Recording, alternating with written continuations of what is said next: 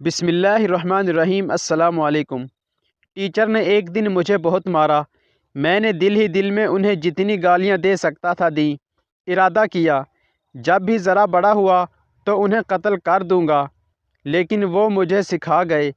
ایک دن ملے، سائیکل پر تھے، کافی بزرگ ہو چکے تھے، ان کے پاؤں شوگر کی وجہ سے سوجے رہتے، کبھی کبھی بنا جوتوں کے سائیکل چلاتے۔ مجھے دیکھتے ہی بولے، حمزہ۔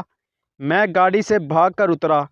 بڑے خوش ہوئے مجھے دیکھ کر، ایک دم ہاتھ جوڑ کر بولے کمزور سی آواز میں، یار مجھے معاف کر دینا، تجھے بہت مارتا تھا، پر اس لیے مارتا تھا کہ تم کچھ بن جاؤ، اور آج تمہیں کسی مقام پر دیکھ کر رو پڑا ہوں کہ میرا شاگرد آج بڑی گاڑی میں بیٹھا ہے۔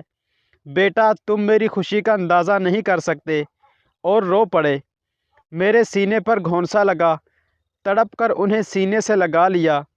سارا روڈ یہ منظر دیکھ رہا تھا، پھر ان کے پاؤں چومے۔ ہم دونوں استاد شاگرد گلے لگ کر روتے رہے۔ عجب سی مہک تھی ان کے سینے سے آتی۔ مجھے ان کی چھاتی میں سکون محسوس ہو رہا تھا، ابدی سکون۔ جس راہ چلتے بندے کو پتہ چلا، وہ بھی رو پڑا استاد شاگرد کا پیار دیکھ کر۔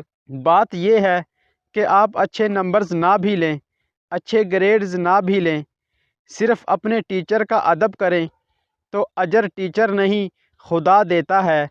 مجھے یہ ملاقات کبھی نہیں بھول سکتی۔ مجھے تراشنے والے وہی تو تھے۔